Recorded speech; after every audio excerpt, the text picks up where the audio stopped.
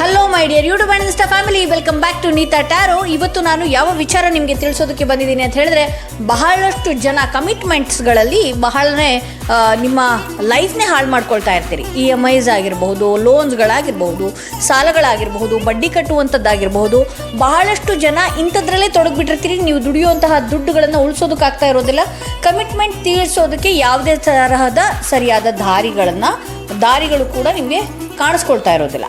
So ಇಂಥವ್ರಿಗೆ ಅದ್ಭುತವಾದಂತಹ remedy ಏನು ಅಂತ ಹೇಳಿದ್ರೆ, ನಿಮ್ಮ ಮನೆಯ ಆಸುಪಾಸಿನಲ್ಲಿ ಅಥವಾ ನಿಮ್ಮ ಏರಿಯಾದ ಆಸುಪಾಸಿನಲ್ಲಿ ದುರ್ಗಾದೇವಿಯ ದೇವಸ್ಥಾನ, ಮಾರಿಕಾಂಬೆಯ ದೇವಸ್ಥಾನ, ಚಾಮುಂಡೇಶ್ವರಿ, ಚೌಡೇಶ್ವರಿ, ಬನಶಂಕರಿ, ಈ ಥರದೆಲ್ಲ ದೇವಿಯ ದೇವಸ್ಥಾನ ಇರುತ್ತಲ್ಲ, ಆ ದೇವಿಯ ದೇವಸ್ಥಾನದಲ್ಲಿ ಶುಕ್ರವಾರದ ದಿನ ಸಂಜೆ ಏನಿದೆಯಲ್ಲ, ಮಣ್ಣಿನ ಹಣತೆ, ಮಣ್ಣಿನ ದೀಪ 2 ಏನಿದೆಯಲ್ಲ, ಮನೆಯಿಂದನೇ ತೊಗೊಂಡು ಹೋಗಬೇಕಾಗತ್ತೆ.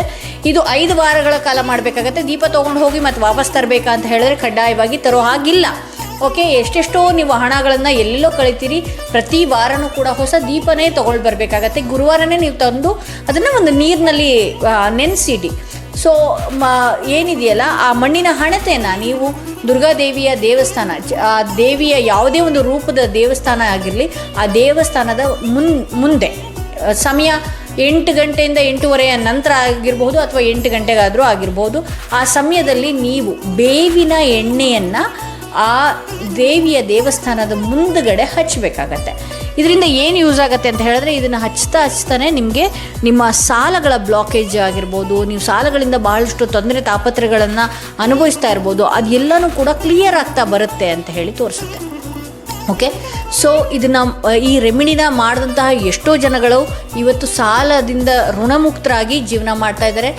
ನೀವು ಈ ರೆಮಿಡಿಯನ್ನು ಅದ್ಭುತವಾಗಿ ಮಾಡಿ ಹಚ್ತಾ, ಆ ದೇವಿಗೆ ದೀಪ ಹಚ್ತಾ, ನೀವು ಅರಿಶಿನ ಕುಂಕುಮಗಳನ್ನು, ಹೂಗಳನ್ನು ಇಟ್ಟು ಬರುವಂಥದ್ದು ಮರಿಬೇಡಿ. ಹಾಗೆ ಹಚ್ತಾ ಓಂ ದುಮ್ ದುರ್ಗಾಯೈ ನಮಃ ಅಂತ ಹೇಳಿಬಿಟ್ಟೆ ಹಚ್ಚಿ.